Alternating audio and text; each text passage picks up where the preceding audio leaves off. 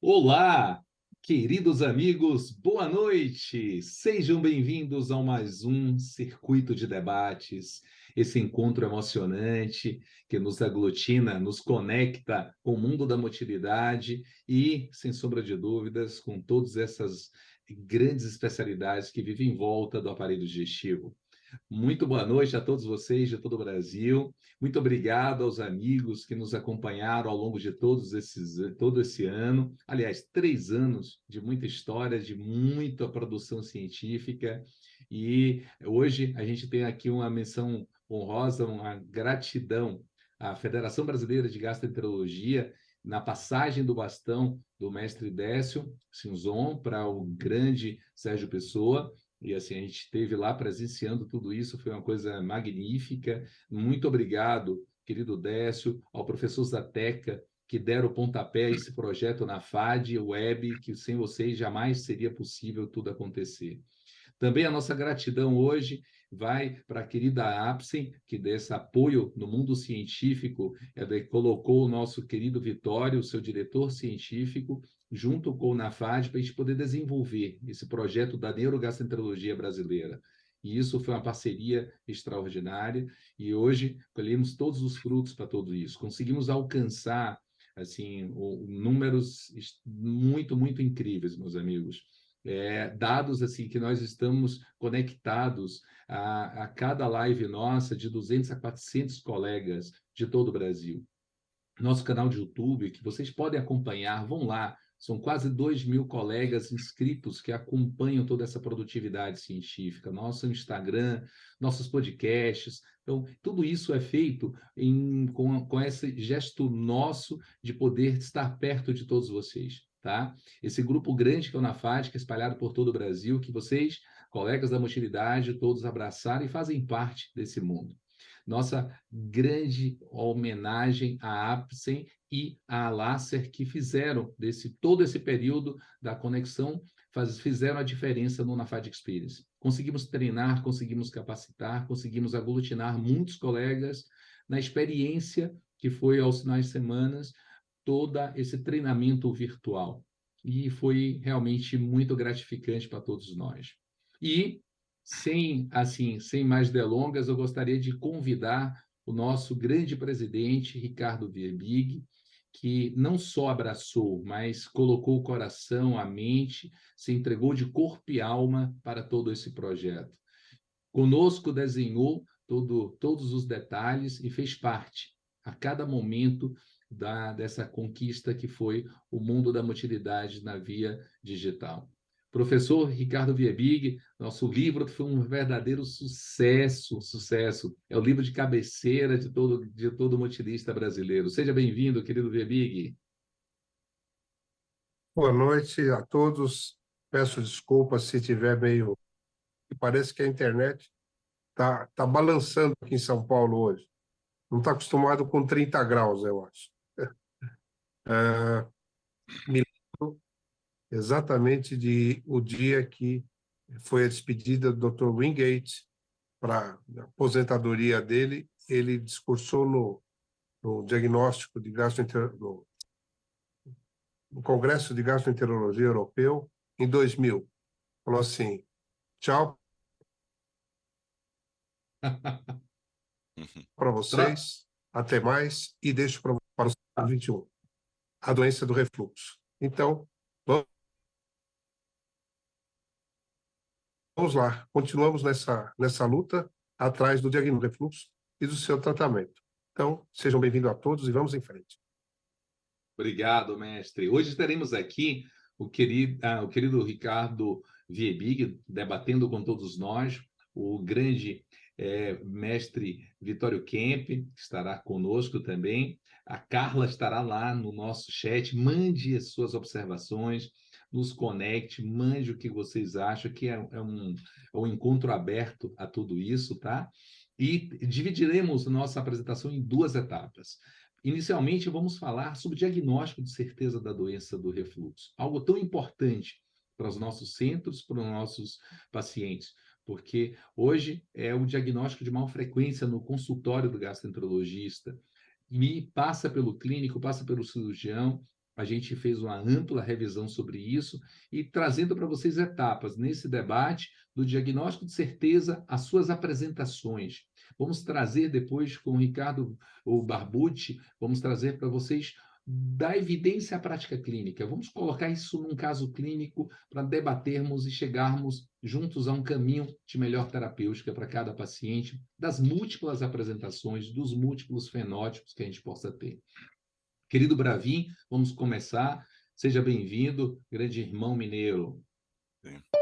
Boa noite, caros colegas. Na verdade, fui convocado aqui para abrir o show do professor Barbucci, né, que vai nos apresentar um caso clínico. E é isso. Eu vou, nos próximos 20 minutos, trazer para você o que foi discutido no SBAD a respeito de doença do refluxo gastroesofágico, né? Bem, é, esse primeiro slide mostra para a gente como é que foi a evolução dos conceitos, né, da década de 60 para cá, tendo esses três principais marcos, né, o consenso de Montreal, de Roma e de Lyon, né?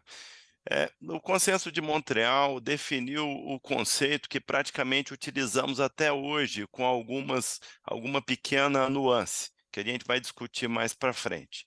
Roma 4 definiu a possibilidade de sobreposição da doença do refluxo com outras doenças esofágicas funcionais, enquanto Lyon explorou atributos fisiológicos que a gente vai ver no decorrer dessa aula.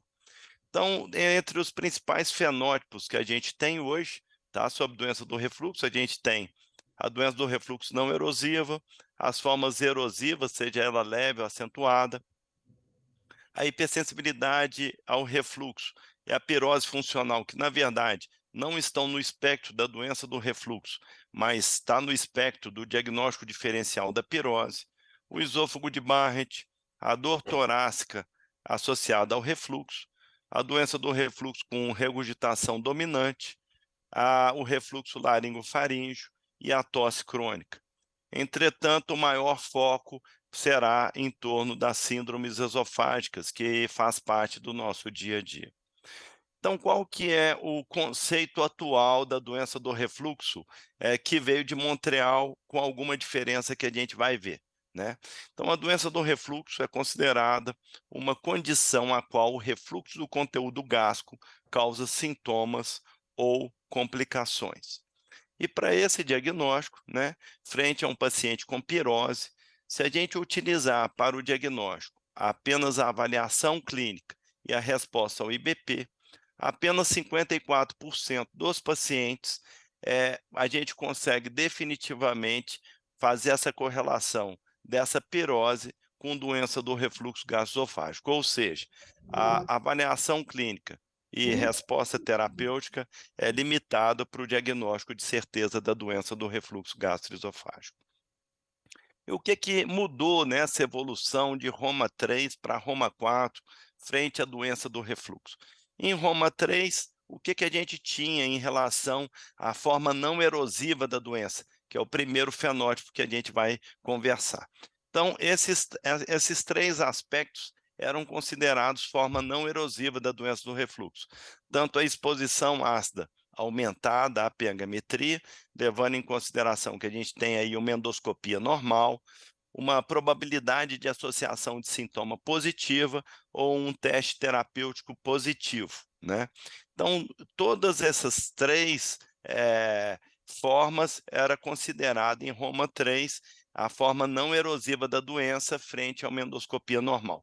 Entretanto, em Roma 4, se exige uma exposição ácida aumentada para definir doença do refluxo gastroesofágico.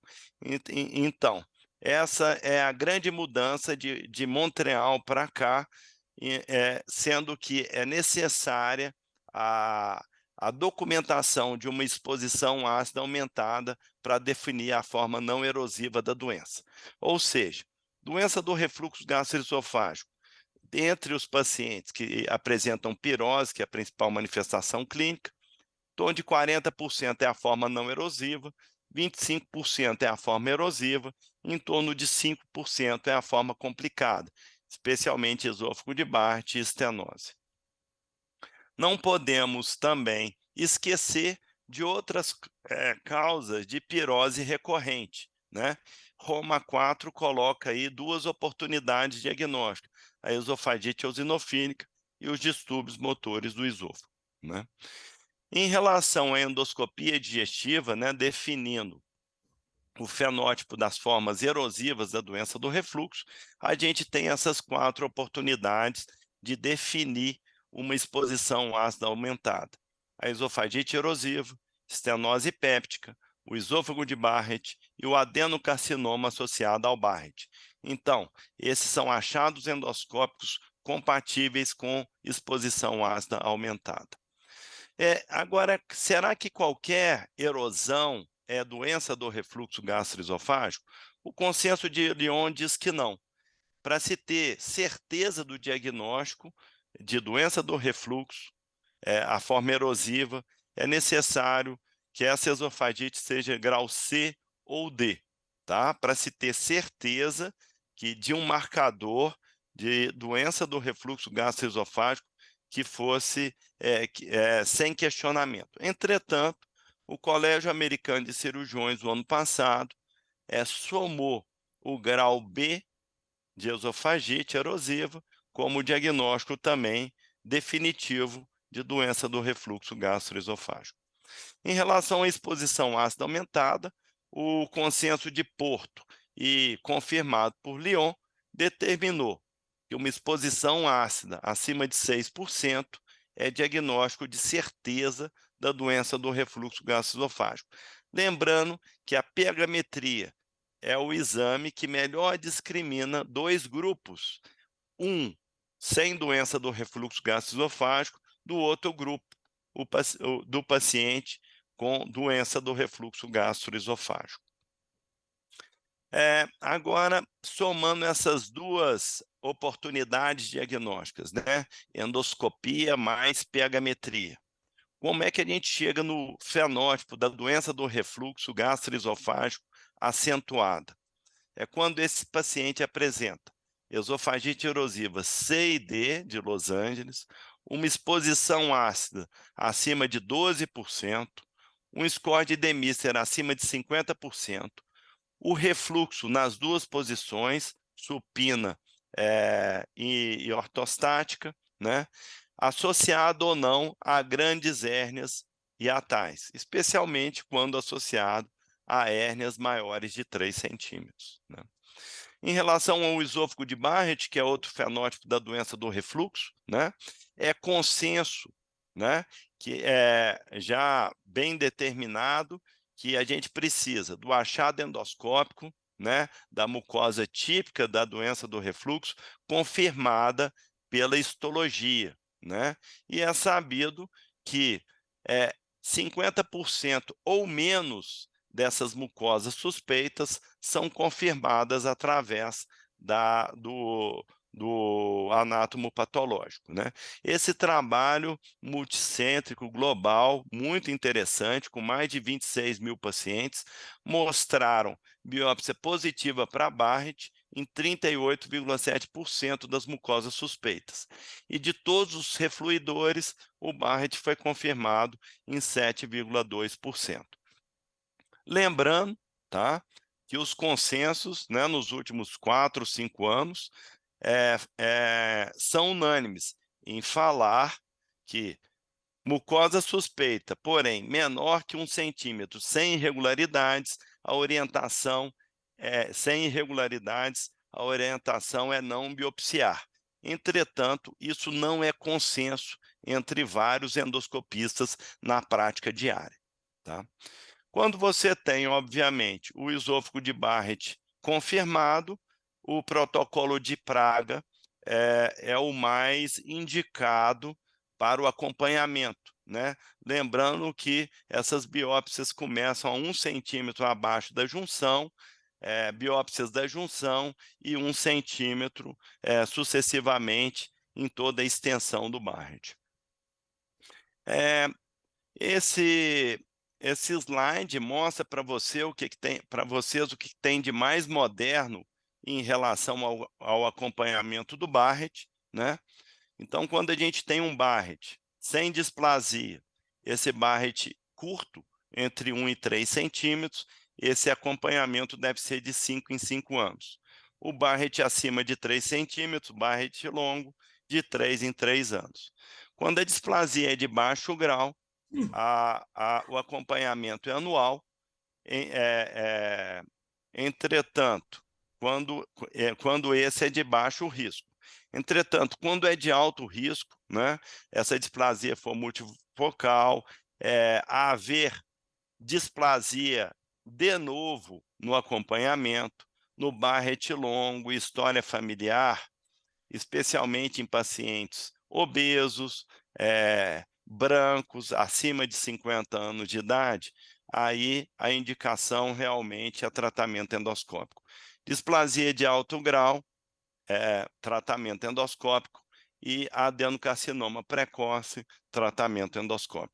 Então, isso aqui é praticamente consenso, por quase unanimidade da grande maioria dos consensos atuais.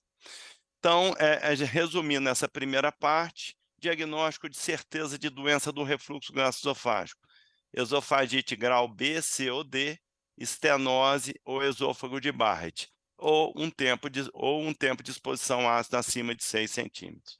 O refluxo fisiológico, esôfago normal e um tempo de exposição ácida à pH-metria abaixo de 4%. Entretanto, quando a gente tem um esôfago normal ou uma esofagite grau A, tá, associado ou não a um tempo de exposição ácida entre 4% e 6%, a gente considera esse diagnóstico como inconclusivo, ou seja, não é certeza de doença do refluxo gastroesofágico.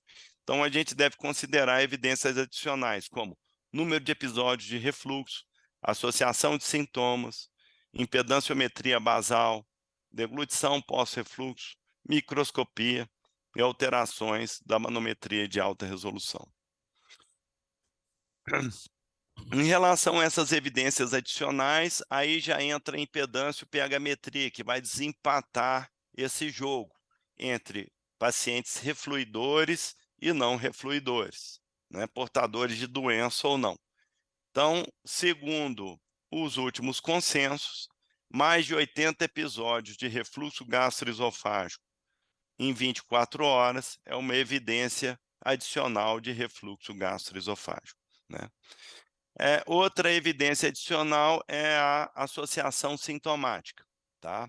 A impedanciometria, especialmente a impedanciometria, a pH-metria não tem a mesma sensibilidade, mas é o único exame capaz de determinar se o sintoma decorre de refluxo gastroesofágico. Por mais acentuada que seja a esofagite, mesmo no esôfago de Barrett, a associação de sintoma, ela não é 100%. Então, essa é a única métrica que define essa relação, tá? Então, como que a gente faz? A gente utiliza o índice sintoma e a probabilidade de associação de sintoma, tá? Os motilistas trabalham com isso no dia a dia, mas ele vai, na conclusão, informar para os clínicos em geral se essa associação existe ou não. E o ideal é que essas duas métricas estejam positivas para a gente determinar uma associação de sintoma fortemente positiva, tá? Qual que é a importância disso, né? O que determina a presença do sintoma, né? A percepção, ela decorre dessas 3 variáveis aí: sensibilização periférica, mediadores inflamatórios e a sensibilização central. E hoje a gente sabe que essa sensibilização central tem uma relação direta com estados de hipervigilância, especialmente na ansiedade. E o que a gente sabe é o seguinte: fenótipos diferentes, estímulos diferentes, tá? Então, esofagite erosiva é mais ao ácido, essas terminações nervosas, em geral, são mais profundas na parede esofagiana, ao contrário da forma não erosiva e na hipersensibilidade ao refluxo. onde a posição das terminações nervosas, elas estão junto ao lume do esôfago, né? Facilitando a percepção de outros tipos de refluxato, muitas vezes até não ácido, né? E como que a gente vê isso? A gente pode ver indiretamente, tá? Essa possibilidade de sensibilização periférica através da impedância basal noturna, que é outra métrica fornecida pela impedanciometria. Então, essa impedância basal noturna baixa, ela, existe uma relação direta com doença do refluxo, pois ela é um indicador dessa integridade da mucosa e reflete realmente essa modificação da permeabilidade do epitélio esofágico, tá? Outra métrica interessante que a gente vê na impedanciometria, entretanto, esse valor de referência ainda deve mudar, é a deglutição pós-refluxo. A gente sabe que o não refluidor, a cada refluxo que tem, ele deglute. Isso aí é um arco reflexo que foi descrito há mais de 40 anos, tá? Entretanto, os pacientes portadores de doença do refluxo gastroesofágico, essa métrica está alterada. Esses pacientes, em geral, eles deglutem menos após cada episódio de refluxo, seja ele ácido ou não ácido. Então, essa diminuição das deglutições pós-refluxo aumenta o tempo de exposição ácida. Isso é uma métrica que a gente verifica na impedanciometria, tá? E falando um pouco da microscopia e uma relação direta com a impedância basal noturna, o que se sabe, tá? Que pacientes com a forma não erosiva da doença, tá? Eles apresentam mais frequentemente o espaço intercelular dilatado. E esse espaço intercelular dilatado facilita a penetração de alguns fatores que agridem a parede esofágica e sensibilizam terminações nervosas, especialmente se ela está numa posição mais próxima do lume, né? Então, verificaram-se que portadores da forma não erosiva da doença tinham esse marcador, essa dilatação do espaço intercelular. Isso não ocorre com tanta frequência em indivíduos normais e nem em pacientes com pirose funcional. Então, essa dilatação do espaço intercelular é um marcador do comprometimento da integridade da mucosa esofágica e pode ser o mecanismo responsável pelos sintomas, inclusive em pacientes refratários, tá?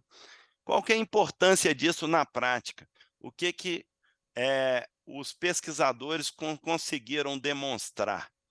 Que a impedanciometria basal baixa estava associada tanto a uma exposição ácida aumentada, quanto a um espaço intercelular alargado. Ou seja, a gente não precisa da microscopia para determinar a integridade da mucosa. A impedância basal noturna, ela determina a integridade dessa mucosa.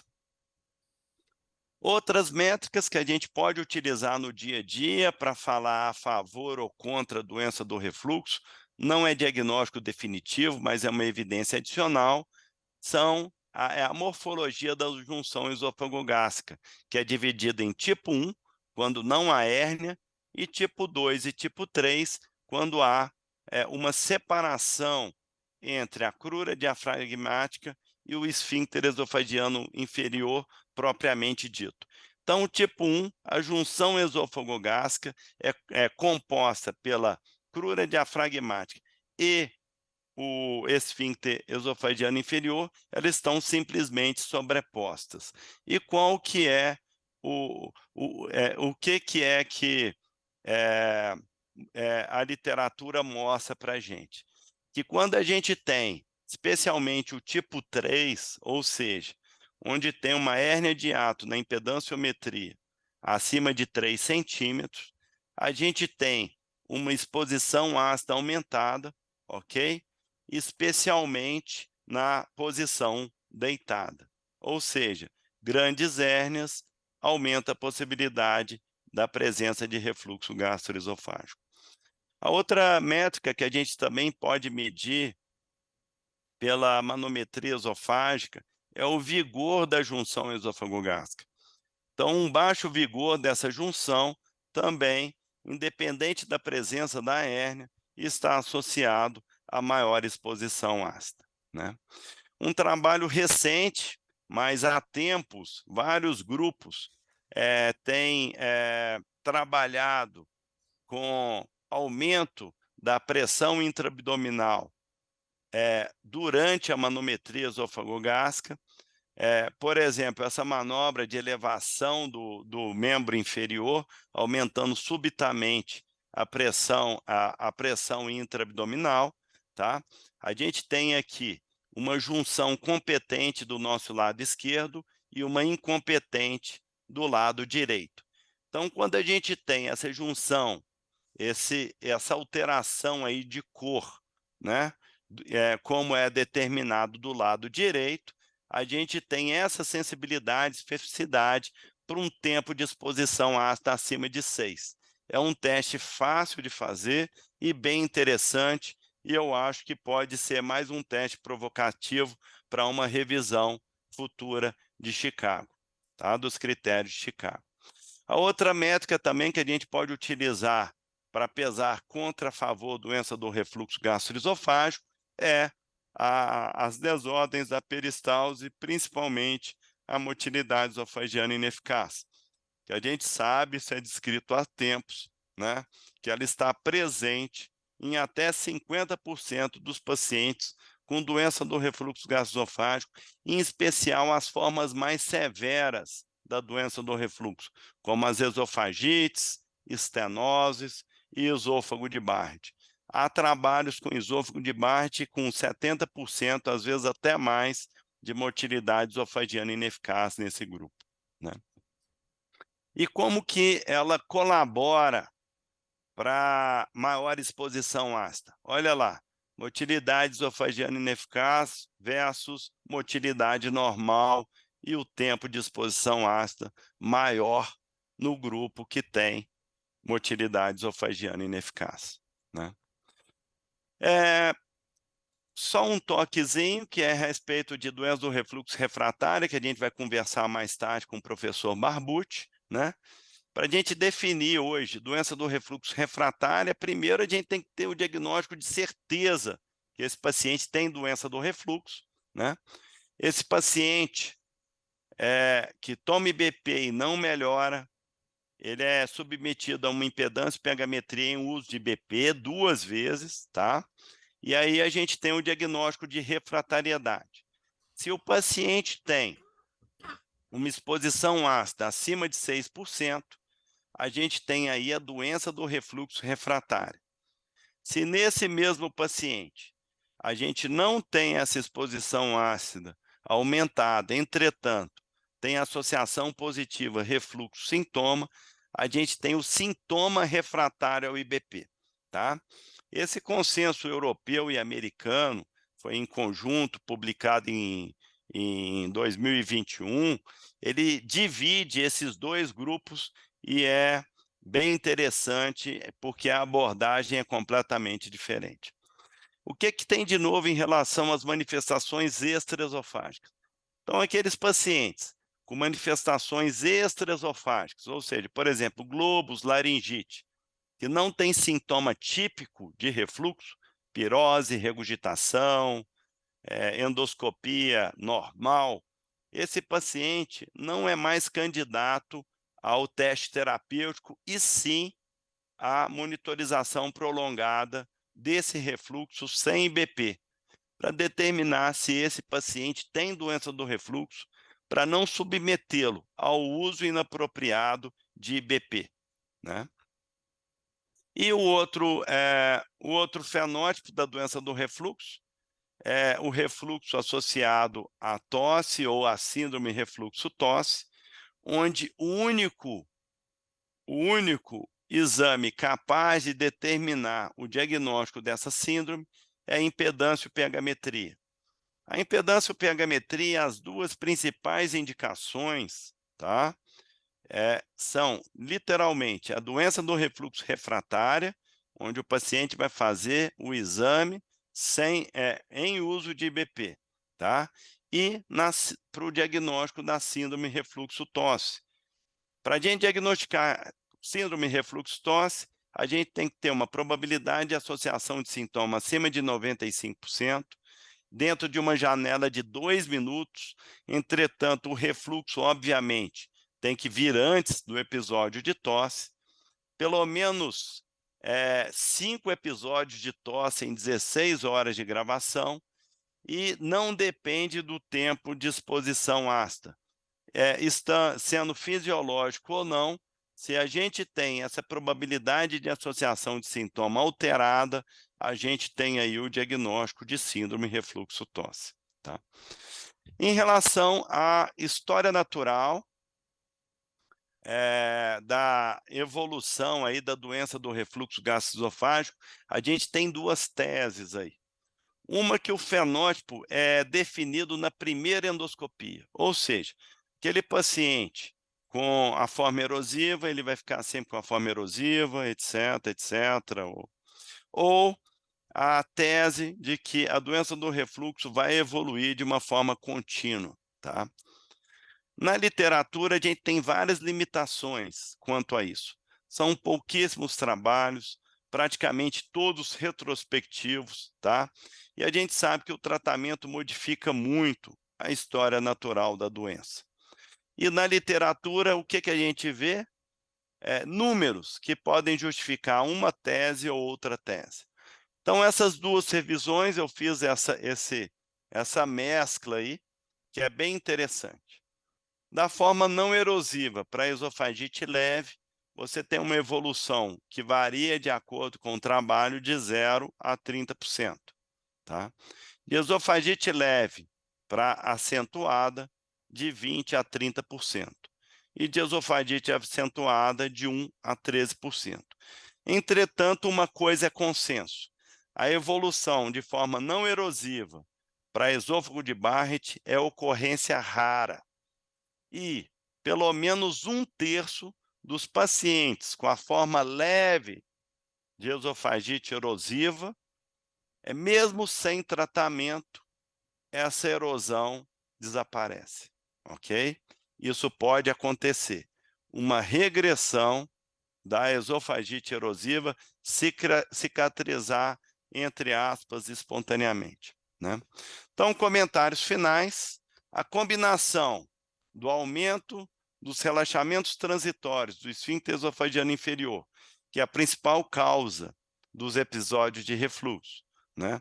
Associada à hérnia de hiato, hipotonia do esfíncter, motilidade esofadiana ineficaz, facilita o aparecimento desses fenótipos: esofagite erosivo, estenose, esôfago de Barrett, inclusive adenocarcinoma, né?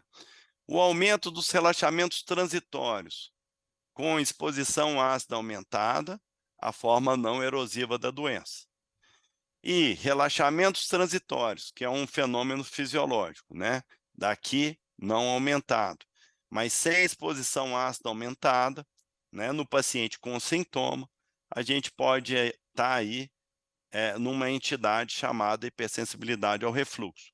E essa hipersensibilidade depende de anormalidades sensoriais periféricas, como foi dito, né? O posicionamento das terminações nervosas, o tipo de receptor, que são mutantes, e depende muitas vezes de quantas vezes são acionados, né? Existem hipóteses em relação a isso, e a sensibilização central, que é a hipervigilância, especialmente em pacientes ansiosos. É isso aí, gostaria de agradecer a oportunidade de participar dessa mesa aí, estamos à disposição para se houver alguma dúvida. Muito obrigado. Saltando dessa luz, dessa ponte que é o diagnóstico de certeza, vamos trazer agora o querido mestre Ricardo Barbucci, um conhecido, amado, nosso grande irmão, companheiro, apesar de ser palmeirense, mas assim, a gente não pode esperar de tudo de um ser humano, mas fora isso, ele é um ser perfeito. Da ciência à prática clínica, eu acho que essa aula foi feita com um título principalmente por Ricardo Barbucci. Eu acho que uma das pessoas que mais traduz a ciência para a prática é nosso mestre. Então, seja bem-vindo, querido irmão, por mais um encontro dessa noite. O Barbucci, a gente inverteu só as apresentações, porque o trânsito foi caótico hoje em São Paulo, e que a gente tá logo depois a gente vai estar saindo com esse caso clínico para todos vocês, tá bom? Barbucci, seja bem-vindo, meu querido. Bom, boa noite a todos. É um grande prazer, uma honra estar com tão renomados especialistas aí do meu lado. E é um grande prazer estar com vocês. Desculpa a gente chegar um pouquinho depois, mas realmente teve alguma coisa nessa cidade hoje que eu não sei o que aconteceu. Mas, de qualquer maneira, estamos aí. Parabéns ao Maurício, ao Bravin, pela apresentação. Realmente está de parabéns, uma apresentação que cobriu de uma maneira bastante ampla, né, a doença do refluxo gastroesofágico nos seus mais diferentes aspectos, né? E a gente tem agora um casinho clínico para apresentar para vocês. Posso meter bronca, professor? Por favor, querido. Nosso caso, meus amigos, vocês têm lá do lado o chat, vão poder votar, vão poder emitir suas opiniões para que nós possamos debater juntos nesse momento. Deixa eu ver se eu abro certo agora, né? Estava quase certo. Esse aí. Esse aqui, né? Então vamos lá. A nossa missão nesse caso está bem mais facilitada depois dessa brilhante apresentação do Bravin, né? Então, vamos começar aqui. Bom, trata-se de um homem de 26 anos, caucasoide, e que vem com uma queixa de azia há 10 anos. Deixa eu tirar isso aqui da frente. Ele refere que há 10 anos ele começou com um quadro de pirose, de caráter intermitente, que lhe incomodava mais após as refeições, especialmente refeições mais copiosas. Chegou a procurar o clínico, que lhe medicou inicialmente com omeprazol, não lembrava a posologia exata. Ele apresentou melhora parcial, o medicamento então foi trocado para pantoprazol de 40 miligramas, que se recorda usou por vários meses, sempre de forma irregular, também com melhora parcial. Desde então, ele vem mantendo o mesmo medicamento, usando de caráter ainda intermitente. Ele não tinha de antecedentes pessoais nada que era digno de nota, a mesma coisa sem antecedentes familiares. O exame físico, a única coisa que chamava atenção é MC em torno de 28, e ele contava ter realizado uma endoscopia mais ou menos há 6 meses, sem o uso de inibidor de bomba de prótons, cujo resultado está aqui. O doutor Antônio Fábio classifica essa endoscopia como o quê, Antônio? Querido Barbucci, essa assim, é uma esofagite grau B, tá? Assim, tem uma erosão longitudinal maior do que 0,5 centímetros, tá? Tem uma pequena área de irregularidade na transição esôfago-gástrica, um edema em volta de toda essa erosão. Na parte distal, nós temos uma pequena conjunção de uma fibrina, tá bom? Mas eu classificaria como esofagite erosiva grau B. Tem uma outra erosãozinha aqui pequenininha também, né? Tem menor, mas não tão confluentes. Tá, perfeito. Então, a partir desse resultado e depois do que que o Maurício falou para a gente, qual seria a conduta de vocês a partir de agora? Bravin, o que você faria dentro das opções aqui disponíveis? Nesse momento, nossos amigos conectados de todo o Brasil estão lá votando.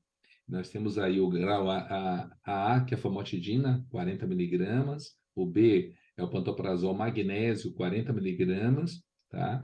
E o grau C, o vonoprazan. Grau D estaria com pantoprazol 40 mais famotidina noturna. E o E, que é o pantoprazol magnésio 2 vezes ao dia. Meus amigos, vamos votando. Enquanto isso, Bravin, vamos considerando, meu querido.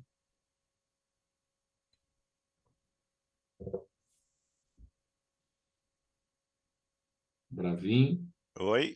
Kemp, o que vocês acham?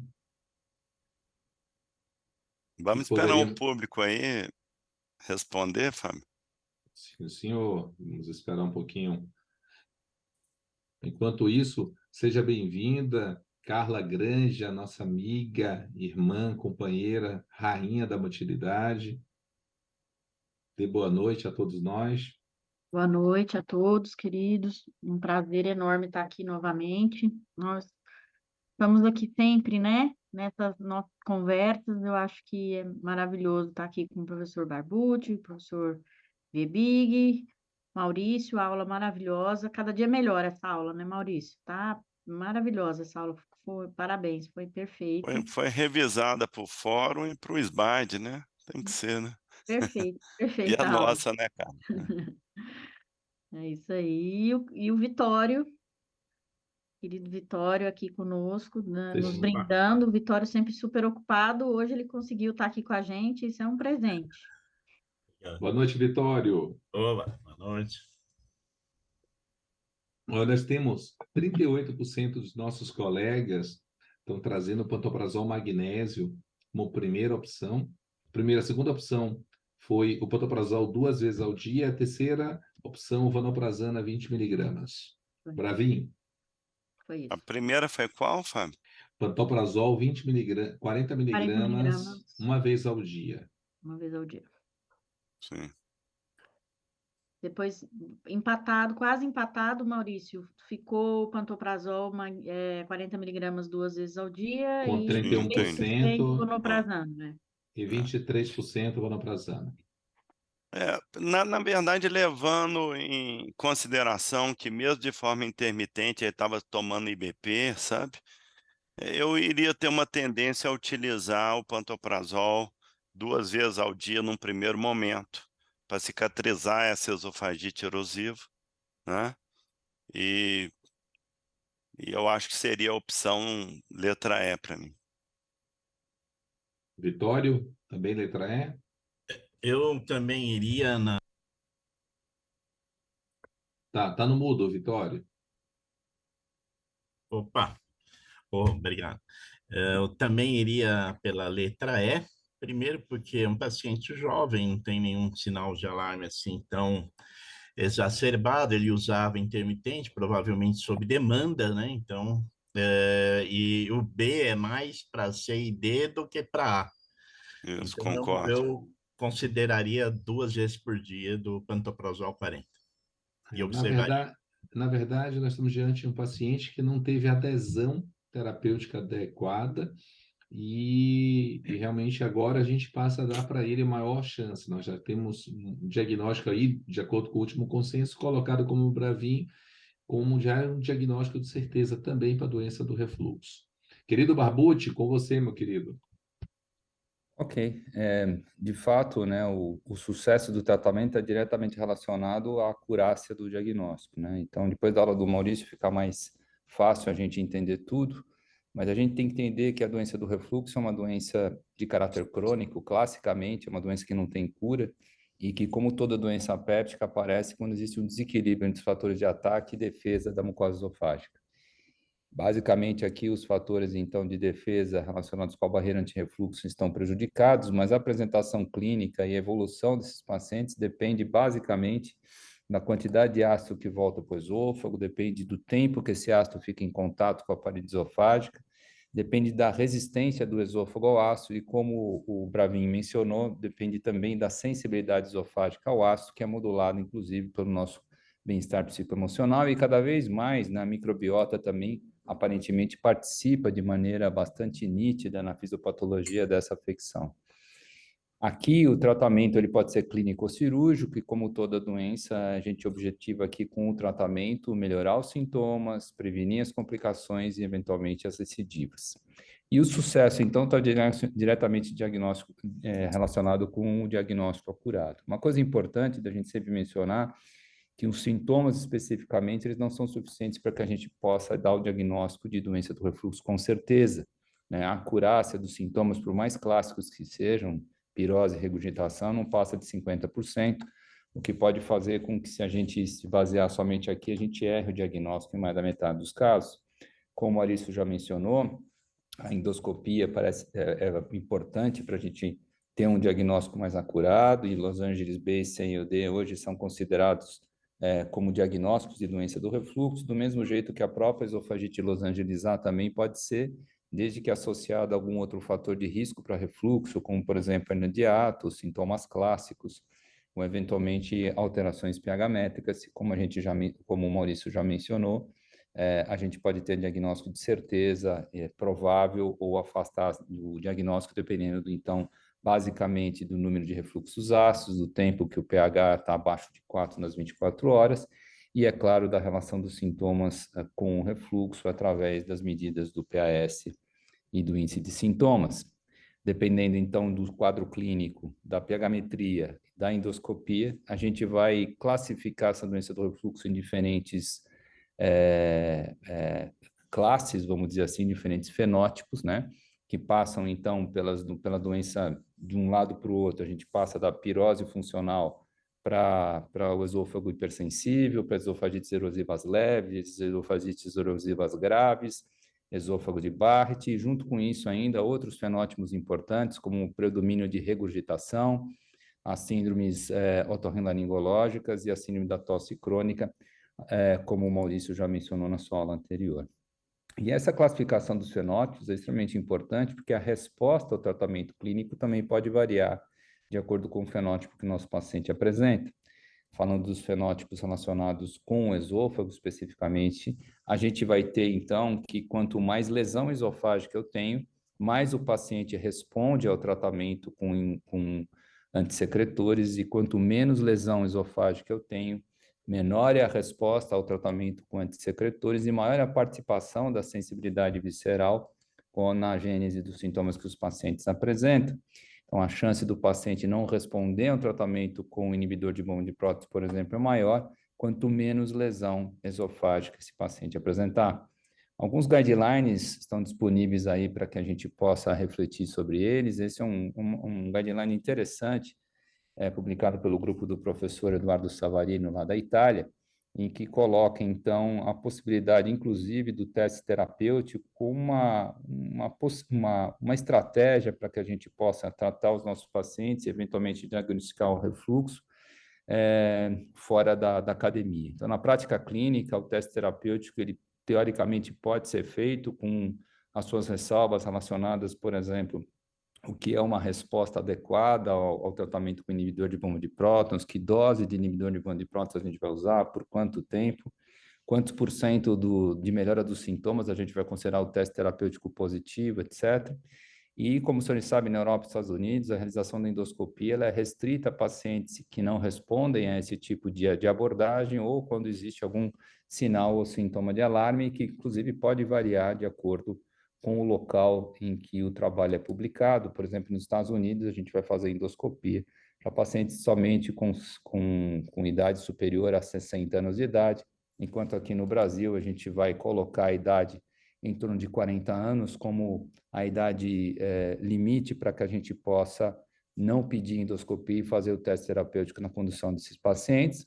Essa idade, na verdade, foi escolhida por nós durante o consenso do H. pylori, porque é a idade em que a gente tem um aumento da incidência de câncer gástrico, então a endoscopia nos traria um plus, né, nesse grupo de pacientes.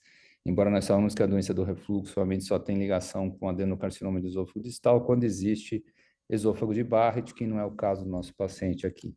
Mas, de qualquer maneira, o tratamento, uma vez estabelecido o diagnóstico, e parece claro para a gente que esse paciente tem doença do refluxo, esse tratamento, então, como os senhores sabem, ele pode ser clínico ou cirúrgico, cirúrgico clássico ou endoscópico, e o tratamento clínico, então, é dividido em medidas comportamentais e dietéticas e tratamento farmacológico. Diferentemente do que a gente falava há muito tempo atrás e passava para os nossos pacientes dietas extremamente restritivas e que interferiam de maneira bastante importante na qualidade de vida dos nossos pacientes, mas sem, de fato, evidência suficiente para que pudessem essas dietas serem sustentadas. Hoje a gente tem as medidas comportamentais um pouco mais restritas, né? E em que a gente coloca a necessidade, eventualmente, de se diminuir a ingestão de alimentos muito gordurosos, de bebidas carbonatadas, de evitar refeições muito grandes, orientando o nosso paciente a fracionar a dieta. Das medidas comportamentais, talvez a perda de peso, a perda do diâmetro abdominal talvez seja o mais importante, com mais evidência de que, de fato, interfira na história natural da doença. Né? O cessamento do tabagismo é outra coisa extremamente importante que parece ter evidência. E, é claro, qualquer esforço, qualquer aumento da pressão intraabdominal súbita, especialmente, também se relaciona com maior incidência de doença do refluxo gastroesofágico. A elevação da cabeceira da cama deve ser orientada somente em quem tem refluxo supino noturno, o que é a exceção dos pacientes. A maioria tem refluxo sentado, em pé, mas aqueles pacientes com um quadro mais grave, com esofagites mais intensas, normalmente associadas a hernia de hiato, eventualmente Barrett, são pacientes que usualmente têm refluxo supino, e nessa situação a elevação da cabeceira da cama parece realmente fazer diferença, e do mesmo jeito que o deitar-se em decúbito lateral esquerdo parece ser importante nesse grupo de pacientes com refluxo supino. O tratamento farmacológico, ele se baseia, então, no uso de antissecretores, né? Os antissecretores, basicamente, o que fazem é diminuir a secreção ácida do nosso estômago. Essa diminuição da secreção ácida diminui, então, a produção do ácido clorídrico, um ácido extremamente potente, como os senhores sabem, e também se correlaciona com uma diminuição do volume do suco gástrico produzido, que poderia ter interferência, inclusive, no refluxo de natureza não ácida. Uma coisa interessante quando a gente fala de tratamento farmacológico da doença do refluxo é a importância do grau de lesão esofágica e a sua relação com a necessidade da inibição ácida. Quanto mais lesão esofágica eu tenho, maior a inibição ácida necessária e maior é o tempo de inibição ácida necessária para que a gente possa ter um resultado clínico desejado. Pacientes que têm menos lesão esofágica, ou têm lesões esofágicas menos importantes, necessitam de menos inibição ácida para que a gente atinja o nosso objetivo. Nos pacientes, por exemplo, com doença do refluxo não erosiva, tem muito pouco sentido nós darmos, por exemplo, 80 miligramas de pantoprazol para tratar esses pacientes. São pacientes que, usualmente, se de fato têm doença do refluxo não erosiva, doses plenas, ou eventualmente até metade da dose terapêutica, são capazes de conseguir melhorar os sintomas e prevenir, inclusive, as recidivas nos pacientes que têm doença do refluxo não erosivo ou, eventualmente, até nas doenças do refluxo erosivas leves.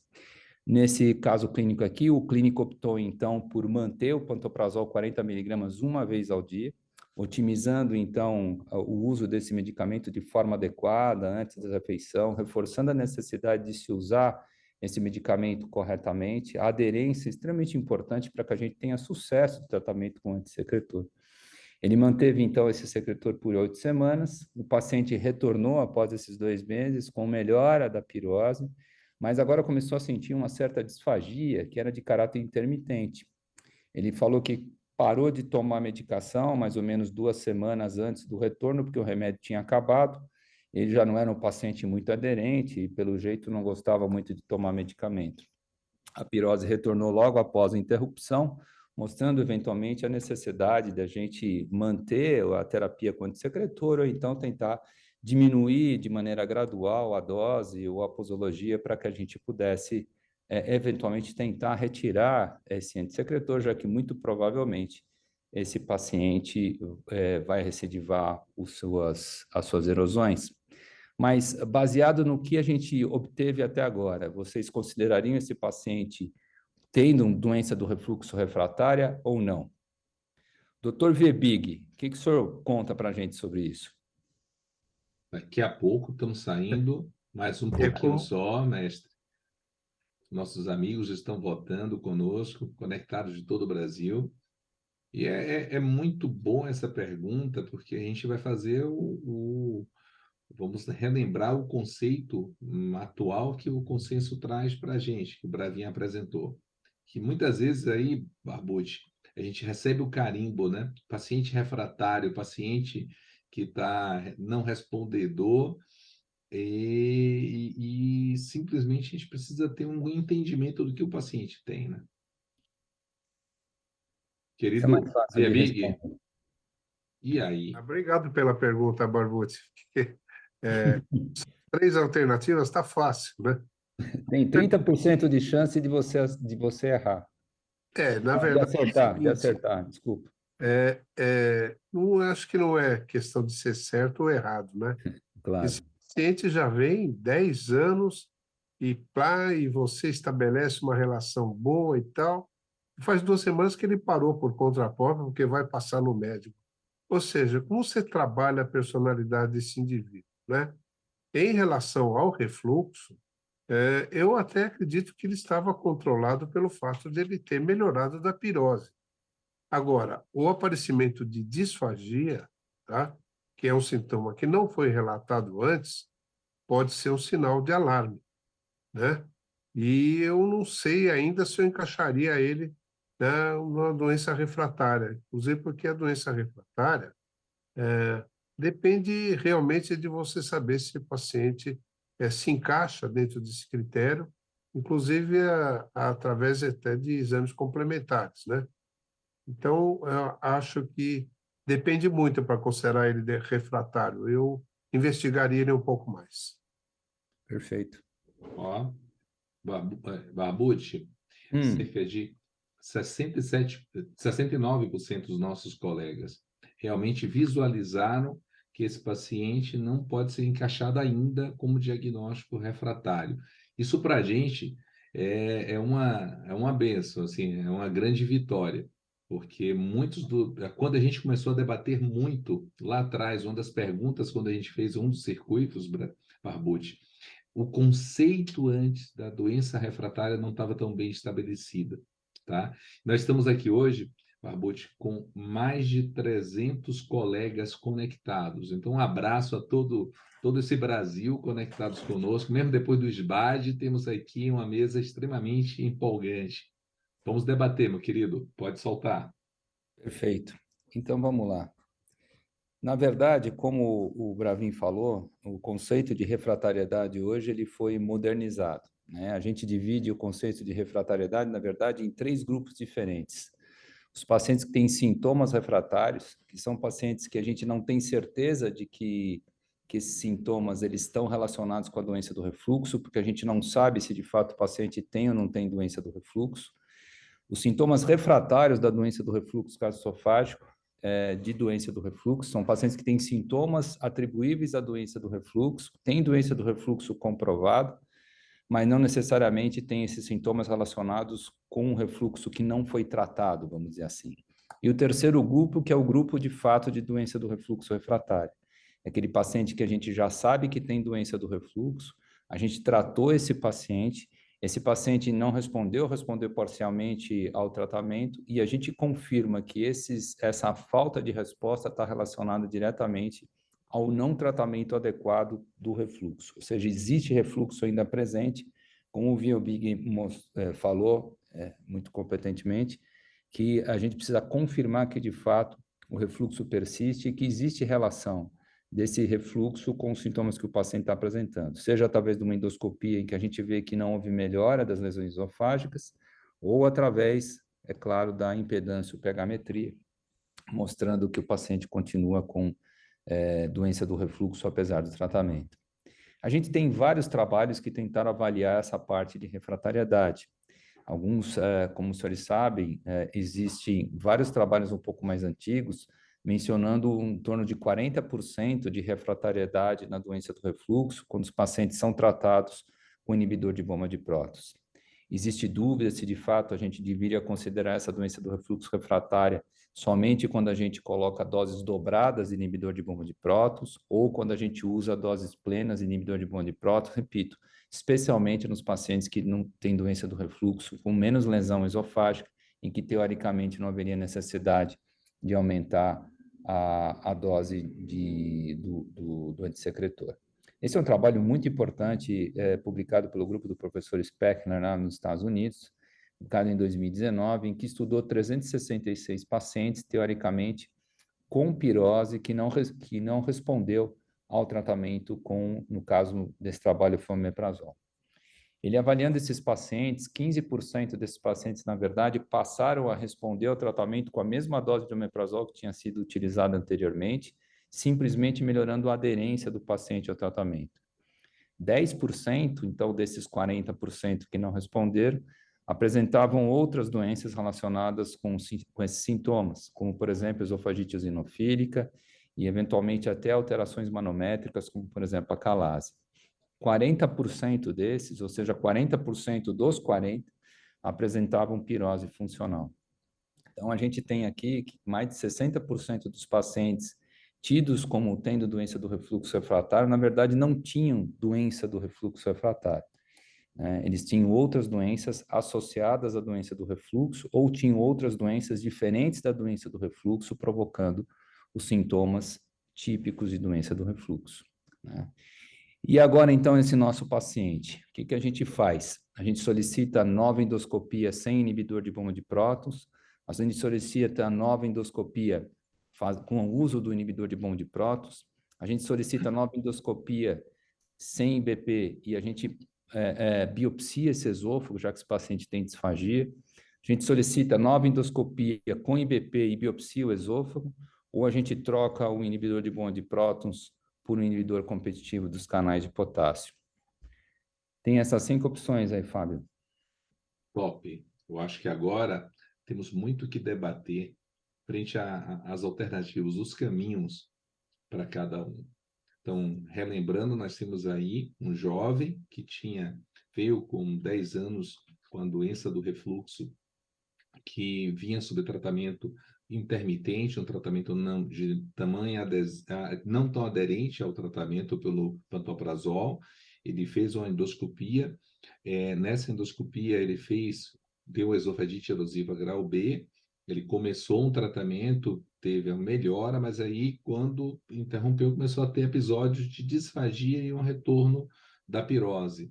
Mas teve uma resposta positiva ao inibidor de bomba na fase inicial. Então, assim, amigos, vamos lá, respondam conosco. Qual a alternativa, assim? Como é que vocês vão? Dá um passo atrás, faz a endoscopia? Ou simplesmente confia já nesse diagnóstico, daí e parte para um avançar, troca a medicação, pensando que o inibidor de bomba é que realmente não está fazendo efeito, ou pensa além. Como você falou, né, Barbucci, não podemos esquecer que nós temos patologias que a doença do refluxo, mas podemos estar o overlap, podemos ter patologias funcionais ou outras patologias que provocam também sintomas. Vamos ver o que nossos amigos estão respondendo para todos nós. Mais um segundo só. Daqui a pouquinho já vai estar saindo. O Barbucci, o que é interessante, assim, para todos nós, o raciocínio do que é tomar medicação. O tempo da gente poder orientar o paciente para que ele tome a medicação de forma adequada, do que ele tenha uma aderência terapêutica, do que ele utilize medidas comportamentais. Eu acho que a cada momento, não é só entregar receita, né? E olhe que coisa maravilhosa. Nós temos aqui um grupo muito variado, mas a letra D, que é solicitar uma nova endoscopia, tá? Com IBP e biópsia do esôfago. Lembrando sempre, meus amigos, que a manutenção do IBP para uma biópsia do esôfago pode trazer assim, para a gente um grau, um comprometimento da gente poder não contar os inófilos de forma tão adequada. Então, quando você pensa em um quadro de disfagia, sempre lembrar, vale a pena retirar o IBP para poder fazer uma endoscopia e fazer uma biópsia adequada, tá? Já pensar que é um adulto jovem. Como os outros nossos 36% dos colegas realmente raciocinaram assim, Barbucci, faria uma nova endoscopia sem o IBP. Então, o grande problema de você fazer endoscopia sem IBP é que o paciente pode voltar, né, a ter as mesmas erosões. A esofagite. E aí você vai ficar sem poder responder se de fato o paciente foi refratário ou não ao tratamento, né? Pelo menos do ponto de vista de cicatrização de mucosa. Isso é das evidências de refratariedade, é você continuar com lesões esofágicas apesar do tratamento, né? Mas, de fato, o inibidor de bomba de prótons pode interferir diretamente na sensibilidade das biópsias para o diagnóstico de esofagite eosinofílica. Mas, além disso, vocês fariam algum outro exame para avaliar esse paciente? Fariam manometria esofágica, fariam um esofagograma, pediriam alguns exames de sangue aí, de coisas que podem eventualmente interferir no quadro clínico do paciente ou na própria chance de refratariedade? Pediria impedância e pegametria na vigência de IBP, impedância e pegametria ou pegametria sem IBP? O que vocês fariam aqui? Enquanto isso, esse raciocínio vamos trazer Carla Granja. Vamos trazer a Carla Grande. Então, Então, porque assim, quando mistura manometria e impedância, ela ama abrir esse leque de raciocínio. Seja bem-vinda, minha irmã. Enquanto então esse paciente tem várias nuances, né? Tem a nuance que já foi falada sobre a questão da aderência, parece que ele é um paciente que realmente não tem muito, não gosta muito de usar a medicação, toma a decisão de suspender a medicação de forma, porque vai passar no médico e aí suspende, aí a gente chama atenção à questão de sempre estar tentando orientar nesse sentido, para evitar o efeito rebote da suspensão imediata, que me chamou a atenção. Cal, é o Oi, dia a dia nosso, é o nosso dia a dia, né? caso de vida real. Exatamente, é o dia a dia nosso, né? Na verdade, assim, se a gente fosse pensar em fazer um exame de monitorização esofágica, pensando que eu também, é lógico que o diagnóstico da doença do refluxo, pensando em diagnóstico da doença do refluxo, a gente teria que fazer uma impedância pH-metria, uma pH-metria sem uso do IBP. Ele tem uma esofagite erosiva B, né, anterior, que fala muito, e os sintomas que falam muito a favor desse diagnóstico, né? Então, se a gente partir do princípio que esse paciente tem a certeza diagnóstica da doença do refluxo, a gente estaria buscando uma investigação de refratariedade. Então, a impedância pH-metria na vigência do IBP seria a opção. Quando nós não temos a certeza do diagnóstico da doença do refluxo, aí sim a gente deveria fazer a impedância pH-metria ou a pH-metria sem o IBP, para documentar um tempo total de exposição ácida, ver se esse paciente tem um tempo total de exposição ácida aumentado. Lembrando que esses exames, todas as vezes que a gente faz, a gente precisa, para o correto posicionamento do catéter, do sensor de pH-metria ou de impedância pH-metria, a gente precisa das medidas da manometria. Então, apesar da manometria não fazer o diagnóstico da doença do refluxo, como o Maurício muito bem mostrou, ela também traz alguns outros, além da informação do posicionamento correto para o posicionamento da pH-metria, ela também traz algumas informações a mais com relação à questão que podem corroborar com essa hipótese do refluxo desse paciente. E lembrar que esse paciente está começando a apresentar um quadro de disfagia intermitente. Então, aí eu faria, aí eu vou puxar, aí eu tô, como eu dizer, cachorro, você quer salsicha? Mais ou menos assim, né? Eu faria a manometria esofágica e eu acho que eu ainda faria para esse paciente um exame sem IBP, de monitorização esofágica sem IBP.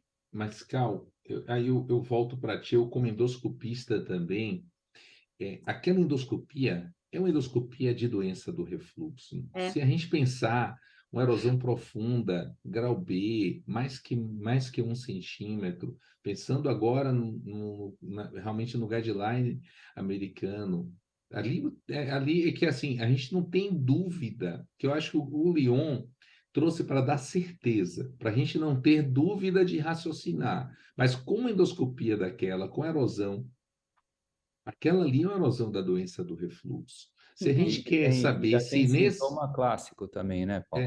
E se a gente quer saber nesse momento se o paciente tem realmente um diagnóstico de certeza, se está tendo uma efetividade, eu pensaria como você. E olha, 33% dos nossos pacientes, dos nossos amigos, pensaram dessa forma. E pensaram juntos, Carla. Pensaram em fazer manometria e impedância pH-metria, tá? Na vigência do IBP. Do IBP. Porque assim, Para investigar a refratariedade, já partindo do princípio que ele tem doença do refluxo gastroesofágico. então, se a gente for lembrar lá atrás, um paciente que tá certo que utilizou de forma errática a medicação, mas tinha uma erosão profunda. Então, a manometria aí vai avaliar como é que está o clareamento esofágico e como é que vai estar avaliando a junção esôfago-gástrica, o mecanismo de ruptura da junção esôfago-gástrica.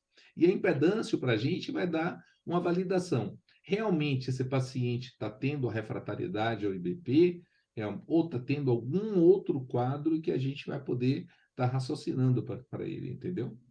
Sim.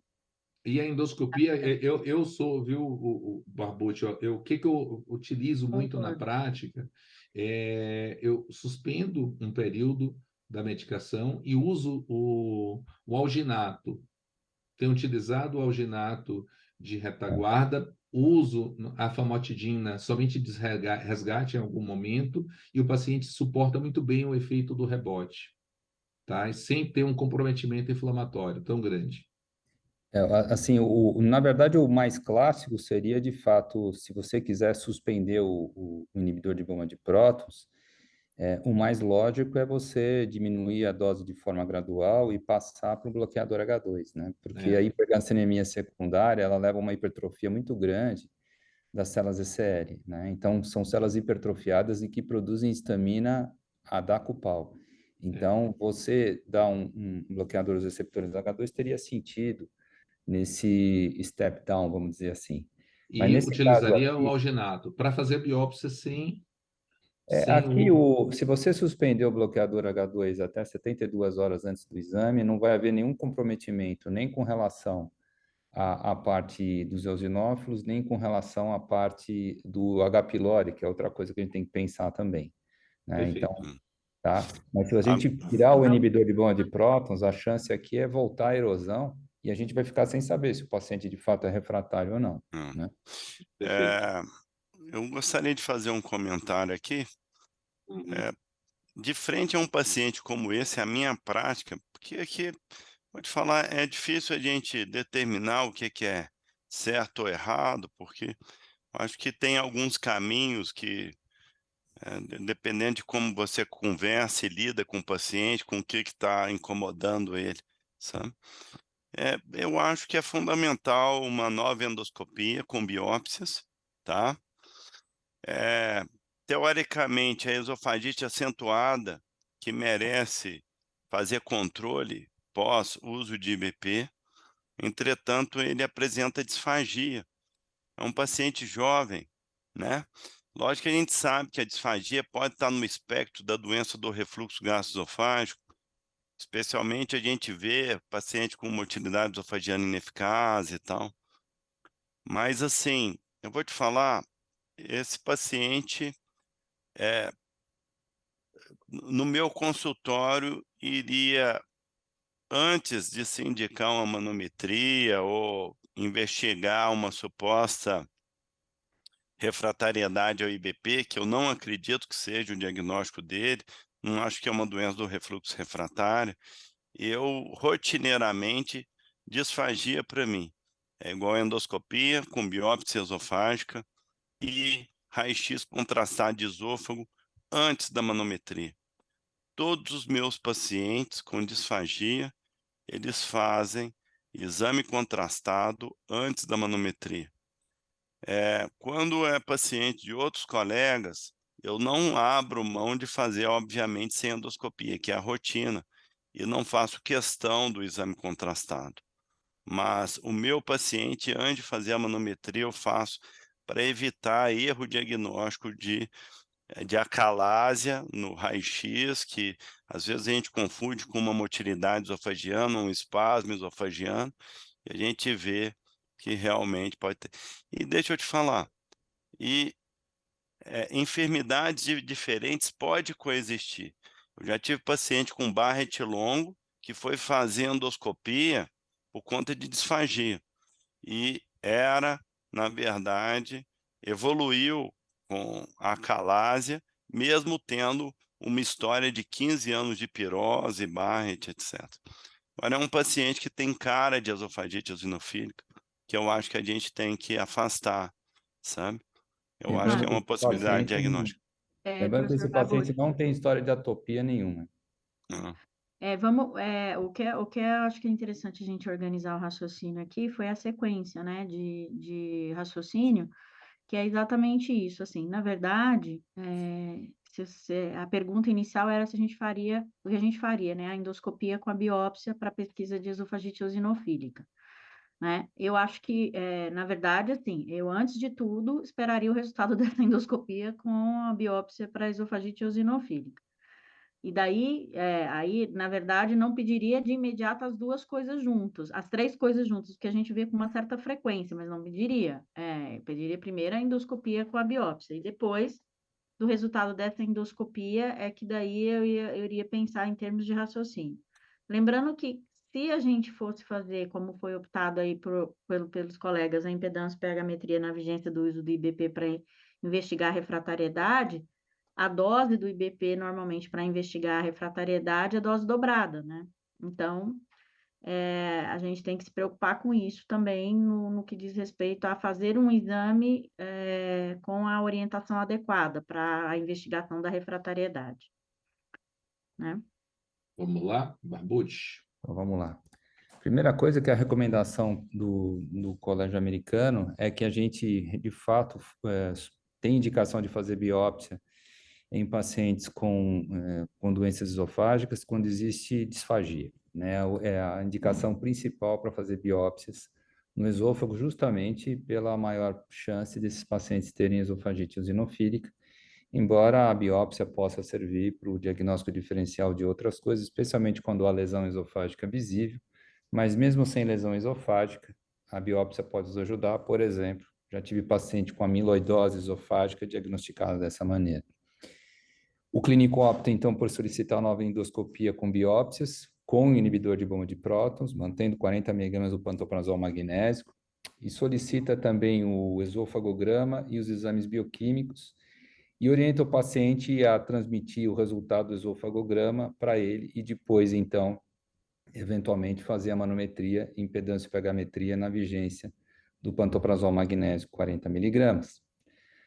O esofagograma aqui tem um sentido, sim, de fato, de a gente ver se tem alguma alteração anatômica que possa estar relacionada com a disfagia.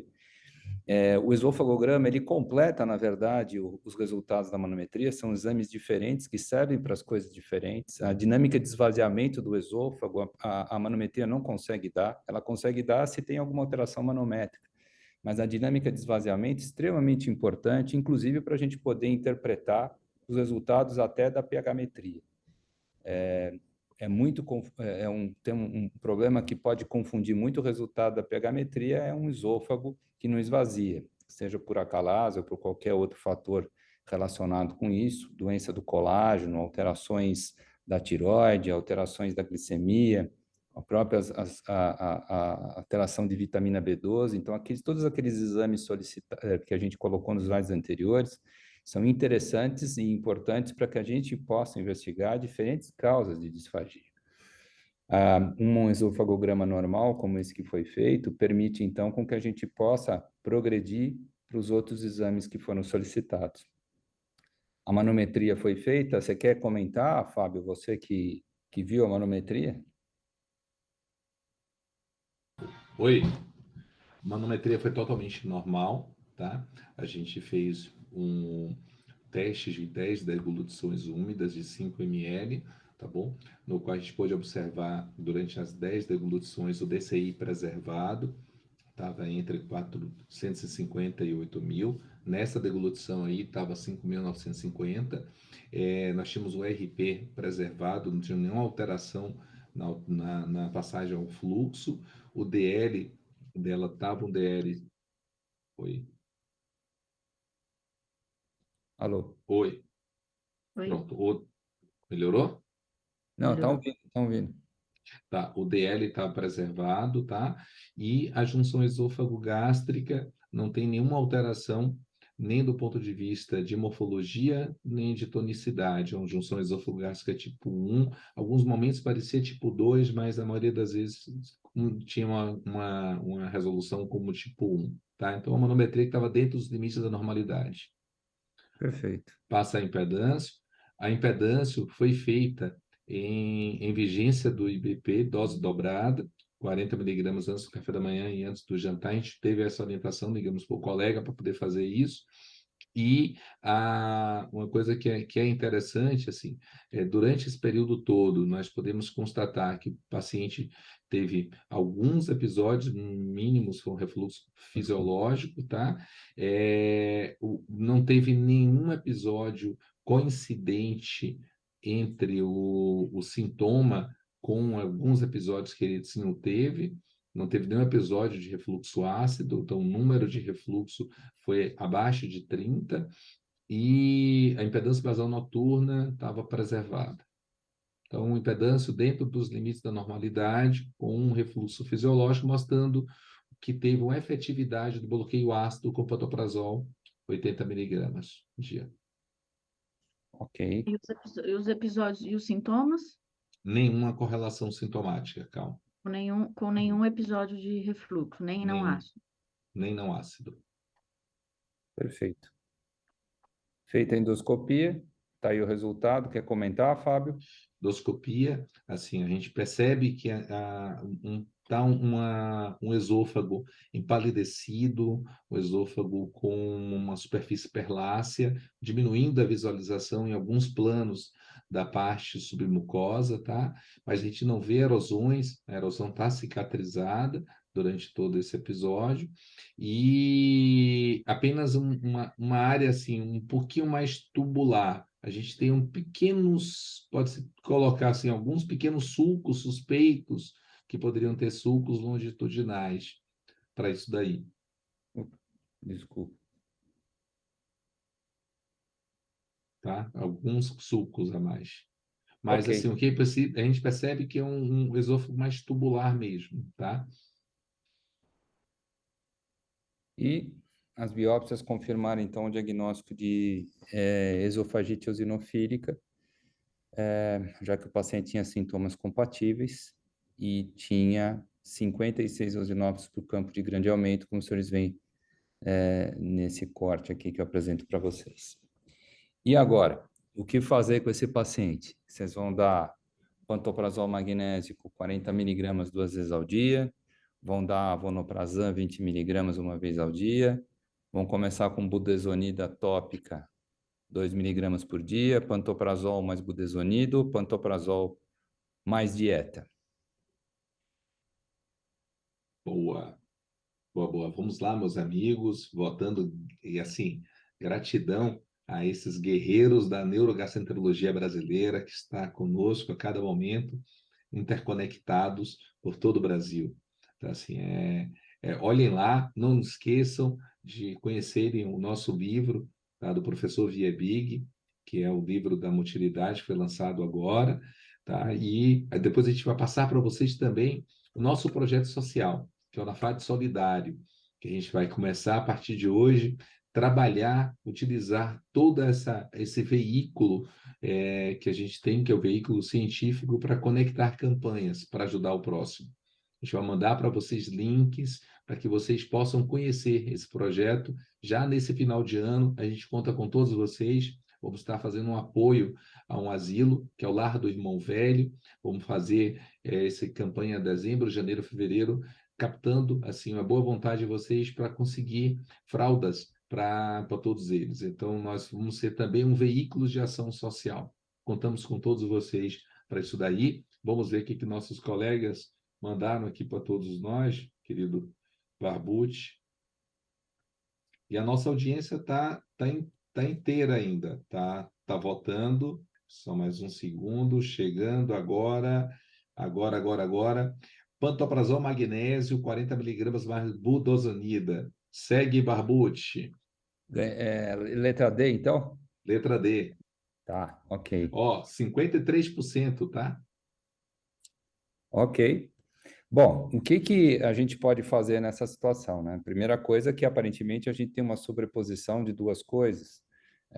Doença do refluxo e esofagite eosinofílica, que é uma coisa extremamente comum de acontecer, porque as duas doenças, na verdade, elas flertam uma com a outra, né? Como a gente sabe, quando a gente tem doença do refluxo, né, a agressão do esôfago distal especificamente promove, como o Maurício mencionou, um aumento da permeabilidade esofágica. Isso permite com que os antígenos alimentares ganhem as camadas mais profundas do esôfago, e atraiam eosinófilos para essa região, promovendo, então, a esofagite eosinofílica. Do mesmo jeito que a esofagite eosinofílica, pela presença dos eosinófilos que ali estão, eles, ao degranularem, eles podem interferir diretamente na função do esfíncter inferior do esôfago e isso gerar um mau funcionamento desse esfíncter, promovendo refluxo e, eventualmente, promovendo até um relaxamento incompleto desse esfíncter. Cada vez mais se tem a relação da esofagite eosinofílica ou da eosinofilia esofágica com, inclusive, a calásia. O que existe nos guidelines hoje é que a gente tem 3 opções para tratar a esofagite eosinofílica.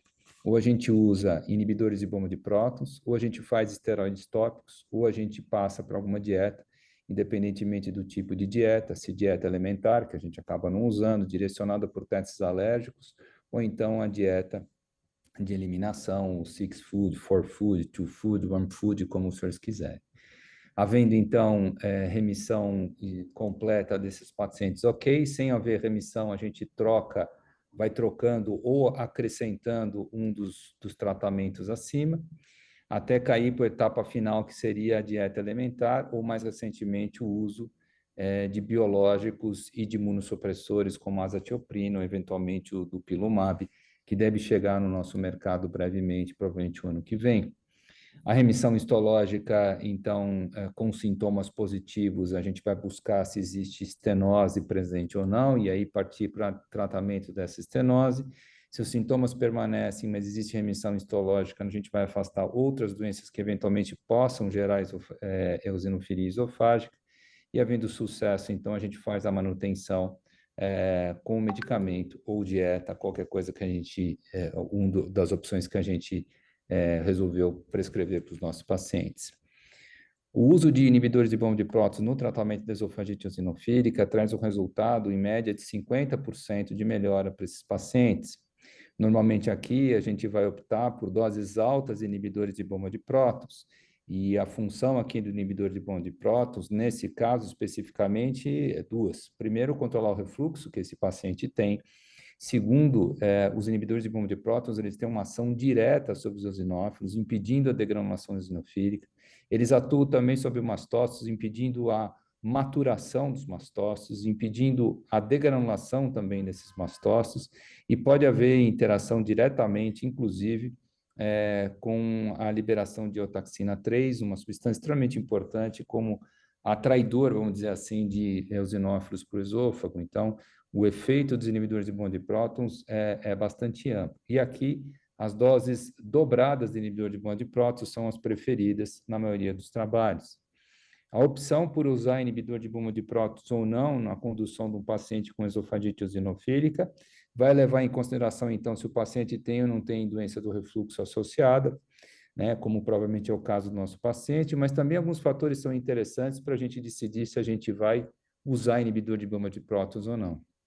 Pacientes que têm idade inferior a 36 anos, que têm índice de massa corpórea inferior a 25 e que têm mais de 460 eosinófilos no sangue periférico, são pacientes que praticamente não vão responder ao tratamento com inibidor de bomba de prótons. Por outro lado, se não houver nenhum desses fatores envolvidos, a resposta ao inibidor de bomba de prótons parece ser a melhor possível. No caso do nosso paciente, ele se adequa a essa situação aqui, o que fez, então, com que provavelmente o clínico optasse justamente por essa estratégia na condução desses pacientes. A resposta ao corticoide tópico é bem melhor, pode chegar próxima a 90%, em torno de 80%. A mesma coisa com relação às dietas de eliminação, especialmente o 6 Food Elimination Diet.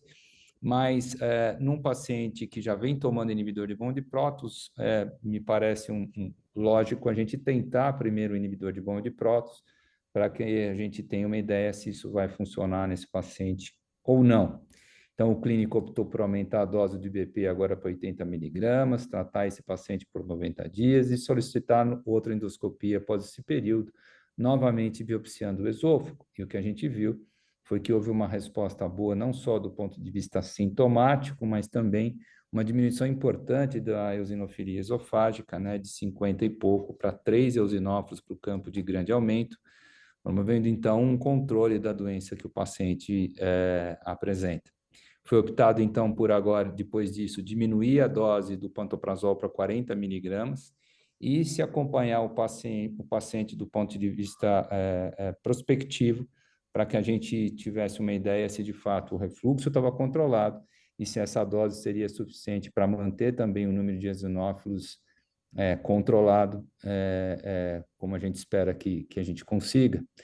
De fato, a gente tem algumas indicações bastante específicas para o uso crônico de inibidores de bomba de prótons, e passam, por exemplo, para os pacientes com esôfago de Barrett, mesmo que o paciente tenha sido operado, tenha sido submetido a uma funduplicatura, os consensos mais modernos recomendam que se mantenha a dose plena do inibidor de bomba de prótons, mesmo sem haver erosão associada ao Barrett, mesmo após cirurgia, já que aparentemente existe de fato um efeito antineoplásico dos inibidores de bomba de prótons nessa indicação específica. Pacientes com doença do refluxo erosiva grave, CID de Los Angeles, são pacientes que a gente sabe que vão recidivar dos sintomas das esofagites, das erosões rapidamente, né? O ProGERD estima que 80% dos pacientes eles sempre vão recidivar com o mesmo grau de doença do refluxo que apresentava anteriormente. Então, esses pacientes CID têm grande chance de voltarem sempre a ser CID. E aqui a opção é cirurgia ou manutenção com inibidor de bomba de prótons cronicamente.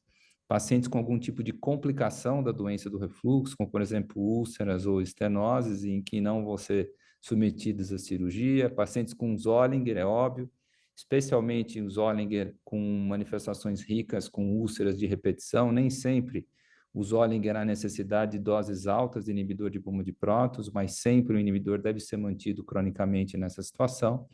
A esofagite eosinofílica, hoje já contemplada pelos americanos como uma indicação formal para uso crônico de inibidor de bomba de prótons em pacientes, é óbvio, que respondem ao tratamento com esses medicamentos, como profiláticos em pacientes usuários crônicos de anti-inflamatórios não esteroidais ou aspirina, lembrando que não é todo paciente que vai necessitar de tratamento com inibidor de bomba de prótons, mesmo que esteja usando cronicamente anti-inflamatório não esteroidal. É importante que o paciente tenha pelo menos 2 ou mais fatores de risco para lesão AINE induzida de estômago ou duodeno, ou seja, o uso de mais de um tipo de anti-inflamatório, associação de anti-inflamatório não esteroidal, idade superior a 65 anos de idade, associação de anti-inflamatório com antiagregante, associação de anti-inflamatório com anticoagulante, associação de anti-inflamatório com antidepressivos clássicos, inibidores da recaptação da serotonina. São todos fatores que aumentam o risco de lesão, história de lesão prévia associada a anti-inflamatório, especialmente úlcera complicada. Todas essas são indicações para uso formal. Lembrando que a associação de inibidor de bomba de prótons aos anti-inflamatórios não esteroidais pode aumentar o risco de lesão enteral associada ao uso dos anti-inflamatórios, graças à eventual disbiose que os antissecretores podem promover. Quanto maior a inibição ácida aqui, maior a chance da gente ter esses problemas de intestino delgado associados ao uso de anti-inflamatórios mais antissecretores. Então, muito importante a gente ter em mente que aqui não há necessidade de doses altas, dose plena é mais do que suficiente para a gente controlar os sintomas, e aqui, eventualmente, a suplementação com probióticos associada, ela é bem-vinda. A inibição ácida mais intensa, como, por exemplo, com o uso dos inibidores competitivos de canais de potássio, muito provavelmente vão aumentar a chance de lesões intestinais associadas ao uso crônico de anti-inflamatórios. E a prevenção da progressão da fibrose pulmonar, esse é um tanto quanto comum no nosso serviço lá no HC, já que a gente tem muitos pacientes com esclerodermia e doença mista, com doença do refluxo gravíssima e já com fibrose pulmonar associada a isso, e isso faz com que esses pacientes tenham que usar cronicamente inibidores de bomba de prótons. Lembrando que a fibrose pulmonar, mesmo sem haver evidência de refluxo, usualmente a gente usa inibidor de bomba de prótons, porque qualquer refluxo, por menor que seja, piora a fibrose pulmonar, e isso é especialmente importante no período pós-transplante de pulmão, já que o refluxo parece ser uma das principais causas de perda do enxerto nessa situação. O uso crônico dos inibidores de bomba de prótons ele pode se correlacionar com eventuais efeitos adversos, Mas a gente pode dizer aqui que são medicamentos que têm mais de 40 anos de história, 40 anos de experiência na prática clínica diária, e que, de fato, sim, podem levar a efeitos adversos ou relacionados à inibição ácida especificamente, ou à hipergastrenemia secundária, mas o que se tem é que esses efeitos adversos eles não são frequentes, normalmente não são graves, o que faz então com que esses medicamentos sejam de fato bastante seguros para serem usados a longo prazo, desde que sejam monitorados os pacientes que fazem uso desse medicamento por um bom tempo. Como a gente vê, esse é um trabalho recente, de 2019, o odds ratio para vários tipos de eventuais efeitos adversos que o inibidor de bond de prótons pode levar, é bastante pequeno, né? Com exceção da colite linfocítica, ou especialmente a colagênica, né? E também das nefrites, eventualmente associadas aos inibidores de bomba de prótons. O restante, o odds ratio é de fato bastante limitado, o que faz então com que a gente tenha de fato segurança na prescrição desses medicamentos a longo prazo. Repito, desde que esses efeitos sejam monitorados. A dosagem periódica de vitamina B12, de ferro, vitamina D, zinco, magnésio e, eventualmente, cálcio e ferro é extremamente importante para que a gente possa corrigir esses problemas se eles eventualmente aparecerem. Lembrando que somente a nefrite intersticial e a hipomagnesemia são situações que contraindicam o uso crônico dos inibidores de bomba de prótons. Um fator que a gente eventualmente se preocupa também com a desbiose associada ao uso de antissecretores, né? Isso está diretamente relacionado com a capacidade de inibição ácida. Quanto mais potente o antissecretor, mais desbiose a gente vai ter. Isso a gente vê claramente aqui quando a gente compara, por exemplo, o inibidor de bomba de prótons, no caso o lansoprazol com vonoprazan. A desbiose encontrada com o uso de lansoprazol é bem menor do que aquela encontrada com vonoprazan. Diminuindo a acidez, a gente tem uma hipergastrenemia secundária, e a gastrina, como é de conhecimento dos senhores, é um hormônio hiperplasiante, hipertrofiante, que pode estimular o crescimento, ou então a chance de a gente desenvolver alguns tipos de tumores, embora existam poucos artigos avaliando isso.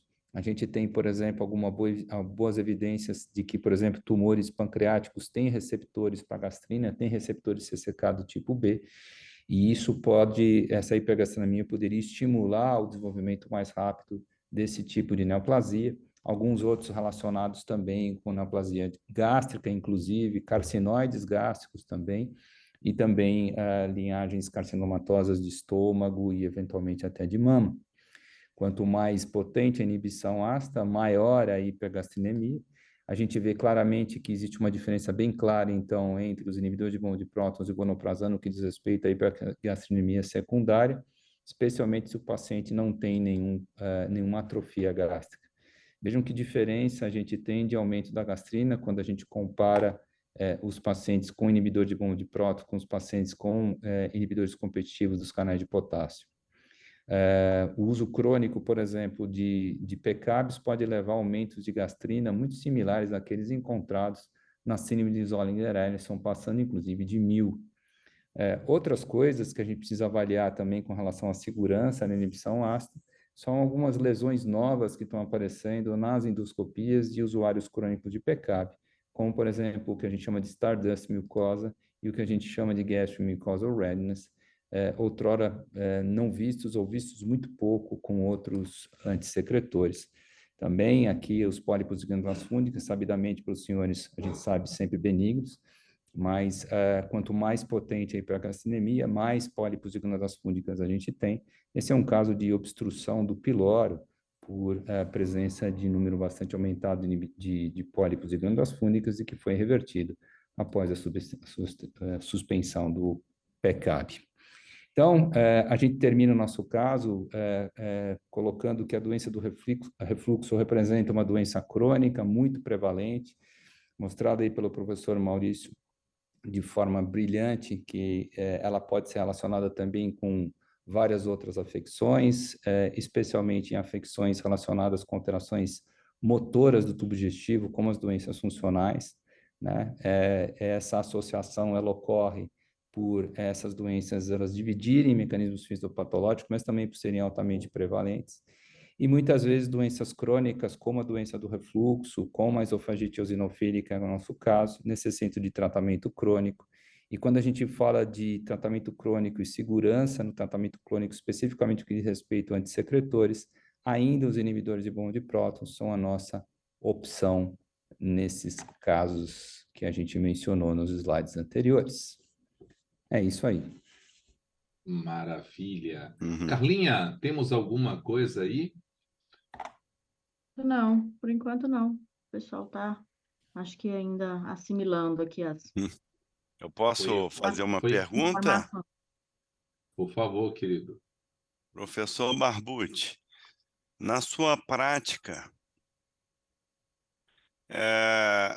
na verdade, existem alguns trabalhos onde eles questionam o IBP na esofagite eosinofílica. Até quando? Obviamente não há consenso, mas na sua prática clínica, você já teve a oportunidade de suspender o IBP em algum paciente com diagnóstico de esofagite eosinofílica? Já, especialmente se o paciente, a gente põe para os nossos pacientes a possibilidade dos 3 tipos de tratamento, corticoide, BP ou dieta, e eu só não dou essa possibilidade se o paciente tiver uma esofagite eosinofílica complicada. Vamos supor que tenha já certo grau de estenose, a minha opção é começar pelos corticoides de cara, e a gente coloca isso pela possibilidade de reversão da fibrose, eventualmente com corticoide, e que aparentemente os inibidores de bomba de prótons não conseguem. Mas se você opta, por exemplo, por tratamento com inibidor de bomba de prótons e o paciente, a princípio, não responde a esse tratamento, não tem por que manter o inibidor de bomba de prótons, né? A gente pode suspender e passar para outra modalidade de tratamento da esofagite eosinofílica. Outra situação é aquele paciente que responde inicialmente ao inibidor de bomba de prótons e depois de algum tempo perde a resposta. Isso também pode acontecer. Então, não tem sentido a gente manter um medicamento que não está tendo o resultado que a gente espera, e a única coisa que a gente vai poder ter é mais efeito adverso. Então, nessas situações, eu suspendo mesmo o IBP, não vejo necessidade. Sim. Mas oportunidade de suspender em um paciente que está assintomático e sem eosinofilia esofágica por muito tempo. Você já teve essa oportunidade? A gente, às vezes que eu tentei suspender, a doença retornou. Assim, eu acho que em todos que eu tentei, retornou. A gente sabe que a esofagite eosinofílica é uma doença de caráter crônico, né? Eles falam de 80% no mínimo de recidiva, ou mais. Depende da população estudada. Na verdade, a gente não tem a nossa avaliação no nosso meio sobre isso, mas a gente tem que considerar aqui que a chance de recidiva é enorme, né? Então, a opção por parar o IBP tem que ser não só minha, mas em conjunto com o paciente. Se ele achar que vale a pena tentar, a gente pode até tentar, né? Só mais uma questão. Você falou muito bem do que esperar do IBP numa abordagem inicial da esofagite eosinofílica. O que esperar da budesonida 1 miligrama de 12 em 12? O que não respondeu, ou seja, a gente vai aguardar uma resposta abaixo de 15 eosinófilos por campo. Aquele que não atingiu esse abaixo disso, o que esperar do 2 miligramas de 12 em 12? Coincidentemente, a gente viu um paciente no nosso ambulatório de esôfago hoje pela manhã no HC exatamente assim. Era um paciente que já vinha recebendo budesonida 2 miligramas por dia. Ele não respondeu ao tratamento, manteve uma quantidade enorme de eosinófilos esofágicos, embora tenha melhorado a sintomatologia, mas mantinha uma eosinofilia importante. A conduta primeira sempre é a gente avaliar se está fazendo fibrose ou não. Então, o ED aqui para a gente é extremamente importante para avaliar a evolução desses casos. Mas nesse paciente, antes da gente aumentar a budesonida para 4 miligramas, o que a gente fez foi tentar entrar com azatioprina, né? Sim. A gente tentou fazer isso, usamos 2,5 miligramas por quilo de azatioprina. Esse paciente voltou depois de 6 meses tomando azatioprina e continuava com os eosinófilos lá na casa do chapéu. E agora sim, o que a gente fez foi passar para 4 miligramas de budesonida. até a gente ver como vai ficar a liberação do dupilumab, que eu acho que seria esse paciente uma indicação clássica para esse tipo de biológico. Refratário, né? Aí sim, No refratário, caso, né? o paciente refratário. Passou pela nossa cabeça também, eventualmente, por exemplo, da gente fazer corticoide sistêmico nesse paciente, né? Porque uma das coisas que a gente percebe é que, às vezes, a formulação do corticoide não é a melhor, né? Então, a gente, às vezes, nossos pacientes HC, a gente tem dificuldade, de, por exemplo, de mandar formular um líquido muito viscoso. Então, a gente pede para dissolver o corticoide em líquido viscoso, nem sempre ele faz isso com paciência, nem sempre esse paciente é aderente, nem sempre ele respeita o fato de não comer e beber nada até 1 hora após o uso do corticoide. Então, às vezes, a gente, instruindo um pouco melhor o uso do corticoide, né? Lembrando que quanto mais aderente o paciente, quanto mais tempo o corticoide permanecer em contato com o esôfago, é óbvio que mais eficaz vai ser o tratamento, né? Então, às vezes, é um problema de aderência ou de formulação inadequada. Ó, agradecer aos nossos colegas, estou vendo aqui mensagens do Alexandre, mensagens do Marcos Becker, outro grande mineiro, motilista, tá? Um forte abraço, Alexandre, companheiro de longas datas, faz parte aí do núcleo do NAFAD também. Pelo adiantar da hora, é impressionante. Mais de 300 colegas ainda conectados, com quase 2 horas aqui conosco. Muito obrigado, gratidão. Vocês realmente nos empolga. E assim, é essa força que a motilidade está, que move todo esse grupo, que faz, tenta fazer a diferença a cada dia. Tá? Pelo adiantar da hora, eu gostaria de chamar Vitório Kemp para fazer suas considerações. Tá no mudo, Vitório. Tá no mudo, de novo, né? Não, realmente é sempre muito bom participar, a gente aprende bastante, né? A aula do Bravin foi um compêndio de DRGE, enriquecida bastante pela abordagem do Barbucci. Eu agradeço aqui o convite da organização e estamos sempre aprendendo com esse grupo, impressionante.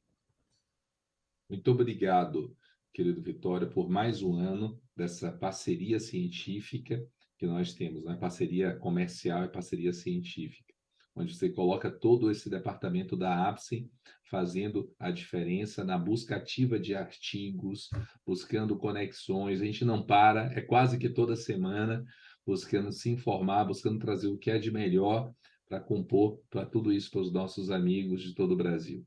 Então, realmente, ó, transmita nossa gratidão a todo o seu departamento, tá bom, meu irmão? As meninas estão lá sempre ativas para nos ajudar em tudo. Sempre. Querido Bravin. Opa! Agradecer mais uma vez. Para mim, isso aqui não é trabalho, é diversão. Adoro isso aqui. Para mim, é melhor do que uma conversa de boteco. Muito obrigado, Fábio, Carla, Bibi, todo mundo aí. Boa noite. Obrigado. E eu acho agradecer ao Vitório, elogio aí, Vitório, vindo de você. Muito obrigado. Imagina.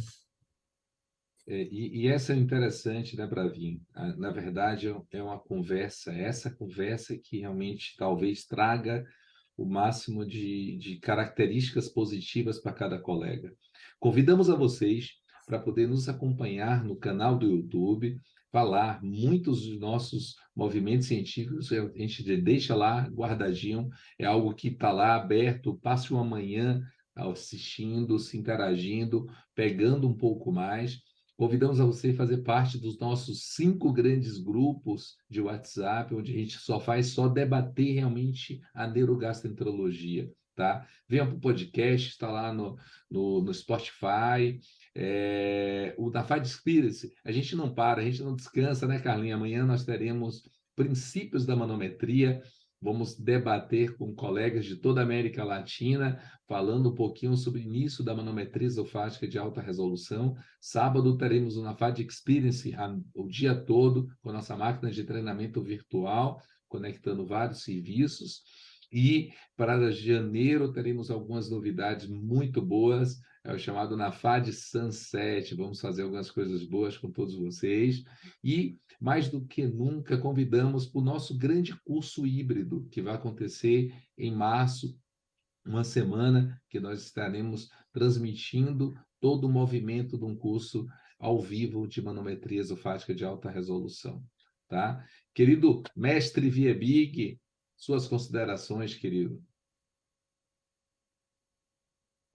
Fábio, e a todos, só agradecer a atenção e, como acho que consegui transmitir no começo, né, a dificuldade e o desafio que é manipular a doença do refluxo gastroesofágico. Vai ser sempre um desafio. Eu acredito que o desafio do Wingate vai perdurar ainda por mais uns 50 anos. 2 horas estamos aqui. Então, muito obrigado a todos. Meu xará, Vitório, Maurício, Carla, quero deixar para vocês aqui um grande abraço, agradeço todo o apoio que vocês deram à Sociedade de Motilidade e vão continuar dando, né? E também desejar a todos vocês um final feliz desse ano e que a gente possa realmente fazer grandes planos para o futuro. Um abraço a todos. Viebig, você conseguiu unir a motilidade brasileira. Todos nós passamos a sentir assim, o pertencimento. Quando a gente viu aquele fórum, onde a gente viu os colegas todos, onde todos abraçam, andar pelo SBAD ao seu lado, realmente é um grande político, um grande estadista da motilidade. Muito obrigado por nos inspirar cada dia, por nos estimular, dar aquele empurrão e falar que nós conseguiríamos fazer sempre algo muito melhor. Então, você realmente é o nosso guru da motilidade brasileira. Tem a rainha e tem o guru. Tá bom? Muito obrigado mesmo. Aqui deixo um abraço ao Décio, ao Sérgio Pessoa, ao Áureo, que nos apoiam a cada momento nisso daí, tá bom? Querido Barbucci, mande seu oi. O oi agora é até logo, até mais ver. É sempre um grande prazer estar em tão nobre companhia. Eu gostaria de parabenizar o Bravinho pela brilhante apresentação, né? A camisa do Cuiabá aí é nós no Mato Grosso, né, viu? Ah, não é? Ah, então tá bom. Foi um grande prazer estar com vocês. Um grande abraço ao meu xará, um ícone da motilidade. Parabéns pela condução de tudo esses anos à frente aí da Sociedade de Motilidade. Parabéns ao Antônio Fábio pela brilhante, novamente, condução. A nossa rainha da motilidade também aqui presente, né? Então, e obrigado pela presença de mais de 300 pessoas, é isso? 312 conectados. 312 aí. Então, espero que a gente tenha podido passar informações importantes e que tenha ajudado na prática clínica de todos vocês. Um grande abraço, bom Natal a tutti. Um abraço, queridos. Um forte Tchau. abraço a todos, tá? Grazie. Querida Carla, sua mensagem. É o último circuito do ano, nem acredito, né? É, Mas nós vamos estar juntos novamente o ano que vem. Como o professor Viebig falou, doença do refluxo é incansável, né? A gente vai conversar sobre doença do refluxo de novo inúmeras vezes o ano que vem e sobre todas essas doenças que são um desafio, né, no nosso dia a dia e trazendo sempre o que tem de mais atual. Então, continuem conosco. É um convite que eu faço que 2023 venha aí rico em novos conhecimentos e que a gente continue aí todos juntos, aprendendo juntos, e uma gratidão enorme ao longo desse ano todo, desse circuito de debates, a APSEM, a LACER, a FBG, a Sociedade Brasileira de Motilidade Digestiva, que sempre esteve ao nosso lado, participando, né?